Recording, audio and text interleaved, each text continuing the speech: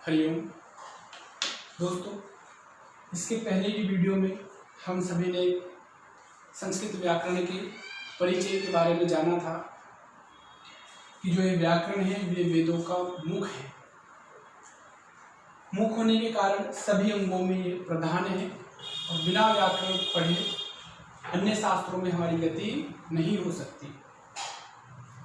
इसलिए सबसे पहले प्रधान अंग को धारण करना चाहिए। अब हम लोग आज इस वीडियो में जानेंगे व्याकरण का इतिहास क्या है।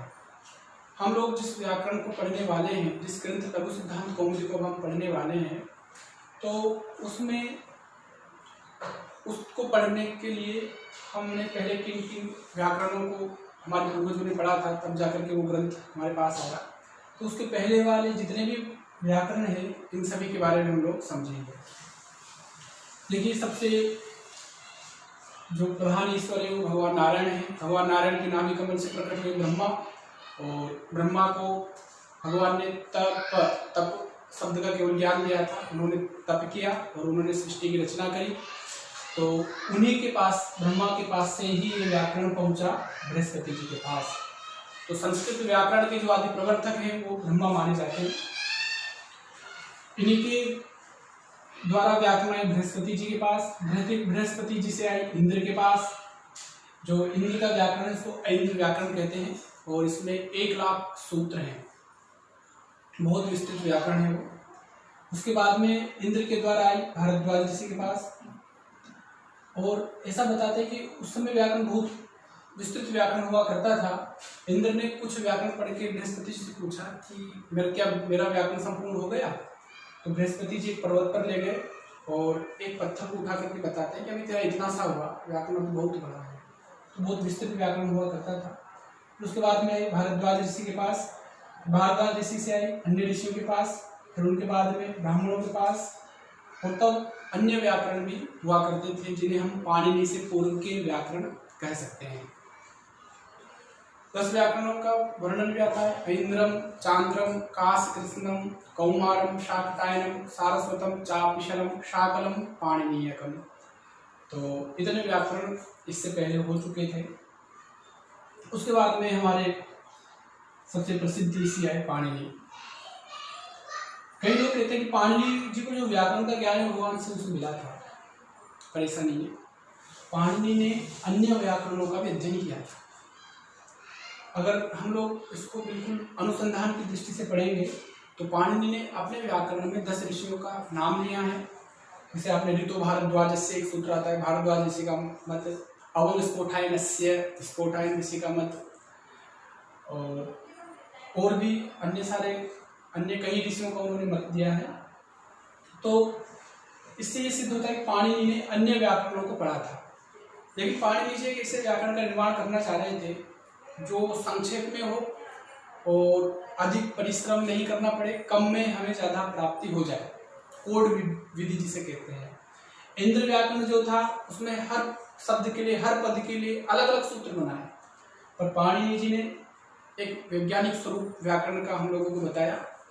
तो पाणिनि जी ने उस वैज्ञानिक स्वरूप को जो हमें बताया है, उस स्वरूप की रचना करने से पहले भगवान शिव की आराधना की थी, और भगवान शिव ने अपने डमरू को 14 बार बजाया, जिससे पाणिनि ने 14 सूत्रों को ग्रहण किया, और उन्हीं 14 सूत्रों से अष्टाध्यायी नाम के ग्रंथ की रचना करी। एक श्लोक आता है, नृतावसाने नटराज राजो ननाद ढक्काम नव पंचवारम उद्धर्तु कामान सनकादि सिद्धा एतद विमर्शे शिव सूत्र जालम। पाणिनि जी ने अपने डमरू को 9 और 5 अर्थात 14 बार बजाया, और उसी से ऐ ऊं ह्रीं ए ओम ऐ औच हयवरट लण यमगणनम झवय घड़दस जब घड़दस खप चटत चटतौ कपय शशर हल। उन सभी सूत्रों को हम पढ़ेंगे आगे चलकर। तो 14 सूत्रों का निर्माण पाणिनि जी ने किया।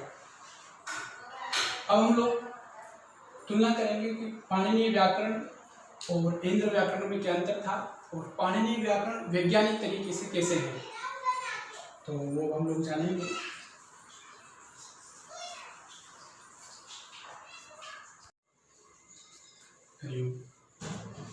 ये संस्कृत व्याकरण में अब हम लोग जानेंगे आचार्य पाणिनि के विषय में, कात्यायन के विषय में और पतंजलि के विषय में। दोस्तों, महामुनि आचार्य पाणिनि का जन्म 500 ईस्वी पूर्व हुआ था और इनकी माँ का नाम दाक्षी था, इसलिए इनको दाक्षी पुत्र भी कहते हैं।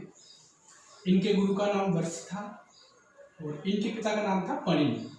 तो इनके पिता का नाम पणिन होने के कारण ही इनका नाम पाणिनि रखा गया। इनका जो ग्राम है वो है शालातुर। वर्तमान में ये स्थान पाकिस्तान में है।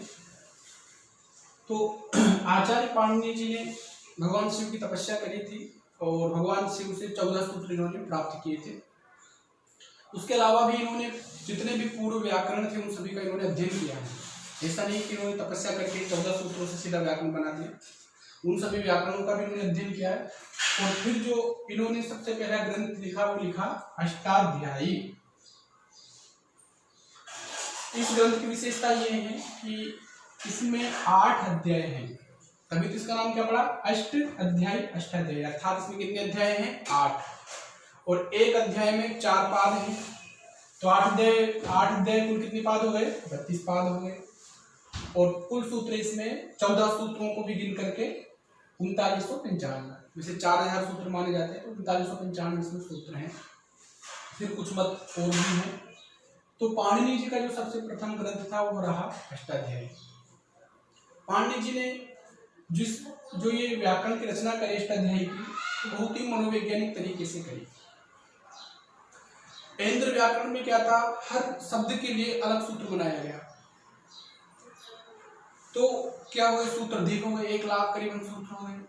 पाणिनि जी ने क्या कार्य किया, जहां जहां जिन जिन शब्दों में एक जैसा काम होता था उन शब्दों को एक गण में रख दिया, उसका नाम पड़ा गणपाठ। और उन सभी के लिए एक सूत्र बना दिया। तो गणपाठ में उन सभी शब्दों को रख दिया, एक सूत्र बना दिया, तो कितने सारे सूत्र बच गए। वैसे ही अष्टाध्यायी में गणपाठ, फिर धातुपाठ, भुआदि प्रकरण बना दिया, तो भुआदि गण की कुछ धातुएं बना दी गई और धातु पाठ में सभी की धातु वैसे की वैसे चल जाती है। कुछ धातु में थोड़ा अलग काम होता है, उनके लिए अलग सूत्र बना दिए।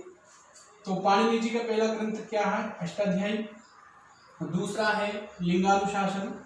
इसमें शब्दों का वर्गीकरण है कि कौन कौन से शब्द पुल्लिंग के हैं, कौन कौन से शब्द स्त्रीलिंग के हैं, कौन कौन से नपुंसकलिंग के हैं, कौन कौन से दोनों लिंगों में पुल्लिंग स्त्रीलिंग, कौन कौन से शब्द पुल्लिंग नपुंसकलिंग में है, उन सब का वर्णन इसमें है।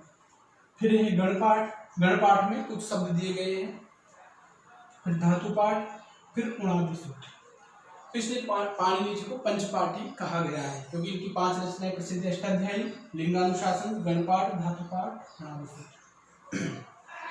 पाणिनि जी ने इतने सभी सूत्र बनाए। इन सब सूत्र बनाने के बाद में उन्होंने संविधान की तरह लचीला कार्य किया। संविधान का जैसे संशोधन हो जाता है, वैसे यदि हमको कुछ ऐसे शब्द मिले जिनको हम पाणिनि के सूत्रों से सिद्ध नहीं कर पाए, तो उणादि सूत्र और उणादि का हमको एक नियम ये कराते हैं कि आप स्वयं सूत्र का निर्माण कर लो और उनको सिद्ध कर दो। जैसे डिया, डोलना आदि एक कई प्रत्यय बना करके मिया, मोलना आदि शब्दों को सिद्ध कर लेते हैं व्याकरण वाले, मी हिंसायाम धातु से। तो वो सब उणादि सूत्रों के द्वारा ही सिद्ध होता है। इनकी 2 रचनाएं और पाई जाती है, एक तो पाणिनि शिक्षा वैदिक व्याकरण और एक है पाताल विजय। पाताल विजय में कुछ व्याकरण की अशुद्धियां भी हैं, इसलिए कुछ विद्वान मानते हैं कि जो पाताल विजय पाणिनि का ग्रंथ नहीं है, कुछ मानते हैं पाणिनि का ग्रंथ है। तो ये विवादास्पद विषय है। तो ये हो गया आचार्य पाणिनि का परिचय। मैंने एक बात बताई थी कि पाणिनि जी ने कितने सूत्र बनाए, करीबन 4000, और ऐन्द्र व्याकरण में कितने सूत्र थे, 1 लाख। तो 1 लाख सूत्र से 4000 सूत्र बनाने के लिए इन्होंने क्या प्रक्रिया अपनाई कि एक जैसे कार्य जहां जहां पर होते थे उनके लिए इन्होंने गणपाठ, धातुपाठ में उनको एक निश्चित करके एक ही सूत्र बनाया, जिसे प्रत्येक शब्द के लिए अलग से सूत्र बनाने की आवश्यकता नहीं पड़ी। और कुछ ऐसे शब्द थे जो सिद्ध नहीं होते थे, उनके लिए इन्होंने कुछ अलग सूत्र बनाए। इसलिए इसको संक्षिप्त व्याकरण कहते हुए मनोवैज्ञानिक व्याकरण भी कहा जाता है कि ये बहुत सही तरीके से व्याकरण बनाई गई है। और वर्तमान में जो कंप्यूटर आदि की जो लैंग्वेज है, उन सब का जो निर्माण है, उसके पीछे अवधारणा पाणिनि व्याकरण ही प्राचीन रूप से मानी जाती है। अब पाणिनि ने व्याकरण की रचना करी, पर न सर्वः सर्वम न जानाति, हर कोई व्यक्ति सब कुछ नहीं जान सकता, कुछ कमियां पाणिनि के व्याकरण में रह गई। तो वार्तिककार जी ने, इनका नाम है कात्यायन, कात्यायन ने वार्तिकों की रचना करी लगभग 1500 सूत्रों पर। उनमें से वर्तमान में 738 ही करीबन वार्तिक इनके प्राप्त होते हैं। तो 1500 सूत्रों पर इन्होंने वार्तिकों की रचना करी और वो वार्तिक इन्होंने पाणिनि अष्टाध्यायी में पाणिनि सूत्रों पर जोड़ दिए गए। ऐसा बताते हैं कि बाद में इन दोनों में विवाद हो जाता है और एक दूसरे को श्राप दे देते हैं। तो त्रयोदशी तिथि रहती है, उस दिन शेर आता है और पाणिनि जी को भी और कात्यायन जी को भी, दोनों को खा लेता है, इसलिए त्रयोदशी तिथि के दिन व्याकरण नहीं पढ़ाए जाते, ऐसा किंवदंती के अनुसार सुना गया है। तो कात्यायन जी कौन थे? वार्तिककार। कात्यायन जी का जन्म कौन सा माना जाता है? 350 ईस्वी पूर्व, अर्थात 4वीं शताब्दी में, 4वीं ईस्वी पूर्व शताब्दी में। तो ये कात्यायन जी हुए। इनके बाद में जो ऋषि आए वो है पतंजलि। कहते हैं कि पतंजलि जो है वो शेषनाग का अवतार है। भगवान शिव को लगा कि मेरी जो व्याकरण पाणिनि जी को प्रदान की थी, अब तो उसको कोई पढ़ने वाला रहा ही नहीं, तो उस व्याकरण को कैसे आगे बढ़ाया जाए। तो फिर इन्होंने शेषनाग के द्वारा पतंजलि का अवतार धारण करवाया और पाणिनि की सभी सूत्रों पर इन्होंने महाभाष्य की रचना करी। तो महाभाष्य में 9 आहनिक हैं। आहन का मतलब होता है दिन, और अन्य कृतम कार्यम आहनिकम, एक दिन में जो कार्य किया जाए वो आहनिक कहलाता है। तो ऐसा माना जाता है 9 दिन में इन्होंने महाभाष्य की रचना करी, इसलिए कितने आहनिक हुए? 9 आहनिक। सभी सूत्रों पर भाष्य नहीं प्राप्त है, कुछ ही सूत्रों पर भाष्य प्राप्त है। तो आगे ऐसा लिखा है कि जो जो सूत्रों पर भाष्य नहीं लिखा गया वो अजाभक्षाः। कहते हैं कि एक किंवदंती के अनुसार कहानी आती है कि पत्तों पर इन्होंने महाभाष्य की रचना करी, तो इनके एक शिष्य थे और उनको कोई श्राप मिल गया था इनके कारण। एक बड़ी लंबी कहानी है इसके पीछे। तो वो एक ब्राह्मण को महाभाष्य पढ़ा रहे थे और वो राक्षस रूप में एक वटवृक्ष पर बैठे थे और वो महाभाष्य को पत्तों पर लिख करके उस ब्राह्मण को देते जा रहे थे। और इन्होंने कई ब्राह्मणों की परीक्षा ली थी, एक वो प्रयोग पूछा करते थे कि पच धातु से अक्त प्रत्यय करके क्या रूप बनता है। सब ब्राह्मण पक्तः पक्तः बोलते थे। एक ब्राह्मण ने बोला पक्वाः, तो उन्होंने उस ब्राह्मण को योग्य मानकर उसको महाभाष्य पढ़ाया पतंजलि की शिष्य ने। तो ये पत्तों पर लिख के देते जा रहे थे, तो ऐसे में बकरियां वहां पर आ जाती हैं और उन पत्तों को खा लेती हैं। तो बोलते हैं अजाभक्षाः, बोले आगे की जो व्याकरण है वो बकरियों ने खा लिया। ऐसा किंवदंती है, वस्तुतः कितना सत्य है भगवान ही जाने। तो पतंजलि का जो ग्रंथ है वो क्या माना जाता है? महाभाष्य। और पतंजलि का जन्म 150 ईस्वी पूर्व हुआ। तो ये त्रिमुनि व्याकरण के प्रसिद्ध हैं, पाणिनि, कात्यायन, पतंजलि। इसलिए इस व्याकरण को क्या कहा जाता है? त्रिमुनि व्याकरण। तो अब हम लोग इनके बारे में जानने के बाद में हमको लघु सिद्धांत कौमुदी तक चलना है कि हम जिस ग्रंथ को पढ़ने जा रहे हैं उसका इतिहास क्या रहा है।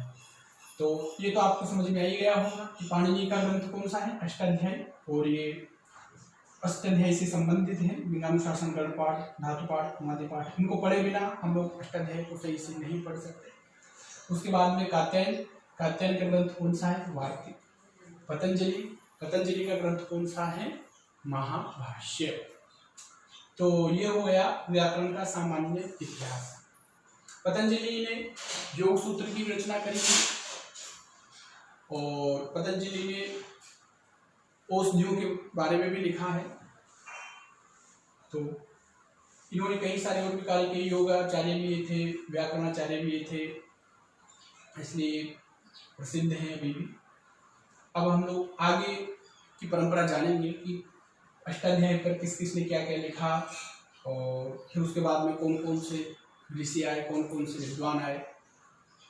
तो यहाँ तक का व्याकरण का इतिहास आप लोगों ने समझ लिया। तो हम लोग आगे चलते हैं।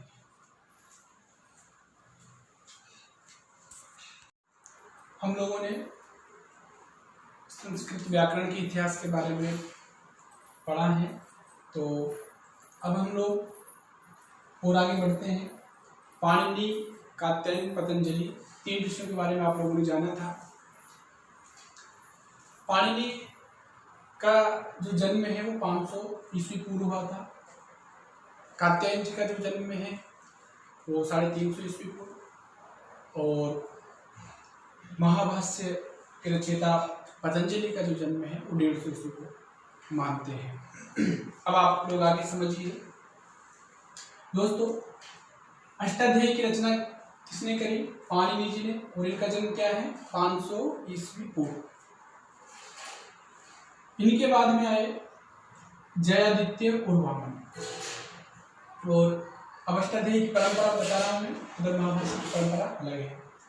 तो जयादित्य और वामन ने 600 से 600 ईस्वी के लगभग इस अष्टाध्यायी पर वृत्ति लिखी।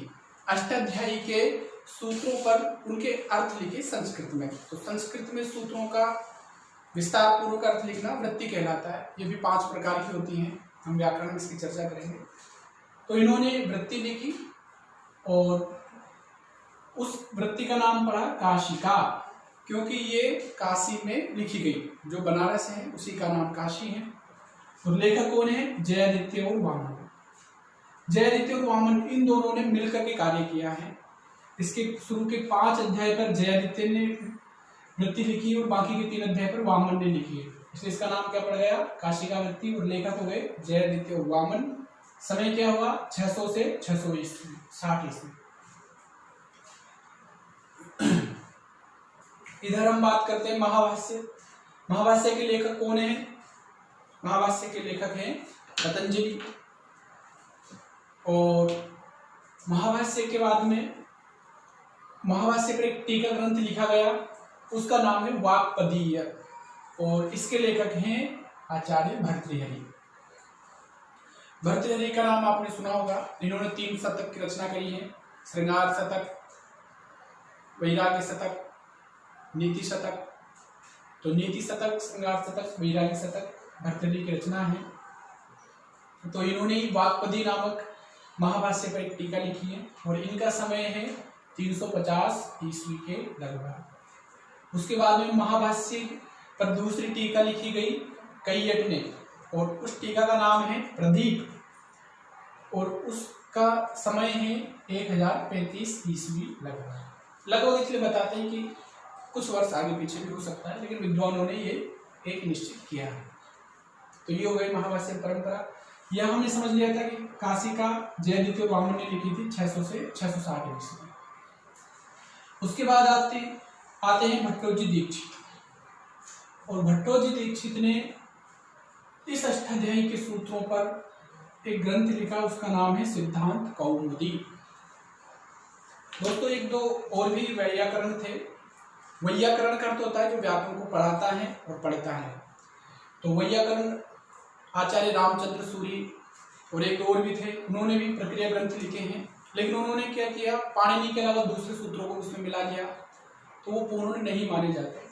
पाणिनि के 4000 सूत्रों पर उनको क्रम से बांट करके 14 प्रकरणों में जिसने विभाजित किया वो है भट्टोजी दीक्षित। इन्होंने 14 प्रकरणों में उसको विभाजित किया है, और उस ग्रंथ का नाम क्या है? सिद्धांत कौमुदी। 14 प्रकरणों जैसे संज्ञा प्रकरण, संधि प्रकरण, संधि में भी अच संधि, हल संधि, विसर्ग संधि, स्वादि संधि, शुभलोक संधि। तो शुभलोक संधि इस प्रकार से कुल 5 संधियां हैं। फिर अजंत पुल्लिंग, अजंत स्त्रीलिंग, अजंत नपुंसकलिंग, हलंत पुल्लिंग, हलंत स्त्रीलिंग, हलंत नपुंसकलिंग, अव्यय प्रकरण। फिर 10 गण, उहादि, अदादि, ज्योत्यादि, दिवादि, स्वादि, तुदादि, गुदादि, तनादि, क्रियादि, चुरादि। और इसी से पहले स्त्री प्रत्यय प्रकरण और आ जाता है। फिर उसके बाद में एकादश प्रक्रिया, एकादश प्रक्रिया के बाद में समास, समास के बाद में तद्धित प्रकरण, तद्धित में भी कई सारे प्रकरण हैं। तो कुल मिलाकर के इसे 14 प्रकरण इन्होंने लिखे हैं, और इनका नाम क्या है? भट्टोजी दीक्षित। समय है 1450 ईस्वी। ग्रंथ का नाम है सिद्धांत कौमुदी। वर्तमान में सिद्धांत कौमुदी प्रसिद्ध ग्रंथ है व्याकरण का। और इस व्याकरण में भट्टोजी दीक्षित के बाद में आते हैं वरदराजाचार्य जी। वरदराजाचार्य जी भट्टोजी दीक्षित के ही शिष्य हैं। इन्होंने सिद्धांत कौमुदी को भट्टोजी दीक्षित से पढ़ा और उसके बाद में वरदराजाचार्य जी ने 2 ग्रंथ लिखे, मध्य सिद्धांत लघु सिद्धांत कौमुदी और मध्य सिद्धांत कौमुदी। लघु सिद्धांत कौमुदी में 1277 सूत्र हैं और मध्य सिद्धांत कौमुदी में 2200 लगभग सूत्र हैं। तो इनका जो ग्रंथ हम लोग पढ़ेंगे वो पढ़ेंगे लघु सिद्धांत कौमुदी और इसके लेखक हैं वरदराजाचार्य जी। तो हम जिस ग्रंथ को पढ़ने वाले हैं उसका एक विस्तार, उसका इतिहास ये है। तो वरदराजाचार्य जी ने कौन सा ग्रंथ लिखा है? लघु सिद्धांत कौमुदी। सिद्धांत कौमुदी में पूरे 4000 सूत्र हैं। पाणिनि अष्टाध्यायी के सूत्रों को अलग अलग गणों में विभाजित किया है। संज्ञा प्रकरण के जितने भी सूत्र थे उन सबको एक जगह रख दिया, अचसंधि के जितने भी सूत्र थे सबको एक जगह रख दिया। तो ऐसे ये कार्य किया था भट्टोजी दीक्षित ने। और फिर उसके बाद में उसी के 1277 सूत्रों का एक छोटा सा ग्रंथ लघु सिद्धांत कौमुदी वरदराजाचार्य जी ने बनाया। तो हम लोग प्रयास करेंगे कि पूरा ग्रंथ हम लोग पढ़ें। आगे ईश्वर की क्या इच्छा रहती है देखते हैं। दूसरा काम ये करेंगे कि इसके अंदर समास प्रकरण बहुत अल्प है, कारक प्रकरण बहुत अल्प है। तो कारक और समास प्रकरण हम लोग सिद्धांत कौमुदी का पढ़ेंगे। बाकी के सभी प्रकरण लगभग सही प्रकार से उन्होंने दिए हैं, तो वो हम लघु सिद्धांत कौमुदी के पढ़ेंगे। अगर आप लोग लघु सिद्धांत कौमुदी पढ़ लेते हैं तो संस्कृत के आगे के ग्रंथों को पढ़ने में आपको ज़्यादा परिश्रम करना नहीं पड़ेगा, बहुत सरल है। प्रतिदिन भी यदि हम लोग 2 या 3 सूत्र पढ़ते हैं तो भी आराम से हम 1 या 1.5 वर्ष में इसको पूरा कर सकते हैं। मैं कोशिश करूंगा कि जल्दी से जल्दी पूरी वीडियो बना करके इस पर अपलोड कर दूं और आप लोग अपने हिसाब से जितना आप लोगों को समय मिले प्रतिदिन आप लोग पढ़ते चलिए। संस्कृत में केवल लघु सिद्धांत कौमुदी ही नहीं बताऊंगा, बाकी बहुत कुछ जो भी मैंने लघु सिद्धांत कौमुदी को पढ़ाते समय सीखा है वो सब भी आप लोगों को मैं बताऊँगा। तो ये हुआ संस्कृत व्याकरण का परिचय, संस्कृत व्याकरण का इतिहास। और जो भी प्रश्न आप लोगों के मन में है वो आप कमेंट के द्वारा मुझसे पूछ सकते हैं। अब हम लोग लघु सिद्धांत कौमुदी नामक ग्रंथ प्रारंभ करेंगे। धन्यवाद।